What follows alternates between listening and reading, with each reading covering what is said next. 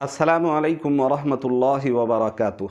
नाजरीन, आज की इस वीडियो में मसला का उन्वान है, क्या ऐन ज़वाल के वक्त नफल नमाज नहीं पढ़ी जाती, नमाज जनाजा नहीं पढ़ी जाएगी? अगर जनाजा तैयार है तो इस सूरत में उसका क्या हुक्म है? ऐन जबकि ज़वाल का वक्त हो और जनाजा भी हाजिर हो तो क्या उस वक्त नमाज जनाजा पढ़ी जा सकती है? जायज़ है? शरई नुक्ते नज़र से हुक्म वाज़ेह फरमाए। जवाबन अर्ज़ है कि उलमा ने लिखा है कि 3 अवकात ममनू और मकरू है। जिन अवकात में ममनुआ के अंदर नमाज, चाहे वो कोई भी नमाज हो, नफल नमाज हो, फ़र्ज़ नमाज हो, जमात की नमाज हो, खा हो नमाज जनाजा ही क्यों ना हो, अवकात ममनुआ के अंदर नमाज पढ़ना नहीं चाहिए। नमाज पढ़ने की मुमानअत आई है। उनमें तुलुए आफ्ताब और गुरूब आफ्ताब और ज़वाल आफ्ताब है। तो इन 3 अवकात ममनुआ में नमाज पढ़ने की मुमानअत आई है। अब यह है कि नमाज जनाजा की जहाँ तक बात है, ऐन उसी वक्त अगर जनाजा हाजिर हो तो इस सूरत में उलमा ने, फुक़हा ने इसकी इजाज़त दी है, गुंजाइश है कि पढ़ी जा सकती है।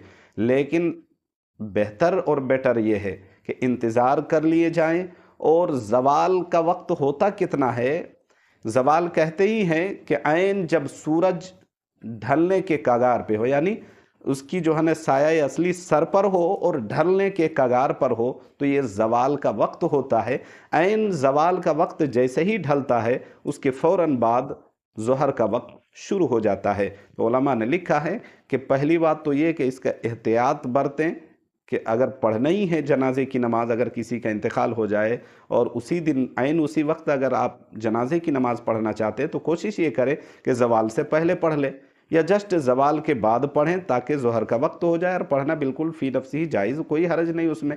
तो एहतियात करें। ज़वाल के वक्त उलमा ने लिखा है कि नमाज़ पढ़ने से एहतराज़ करना चाहिए।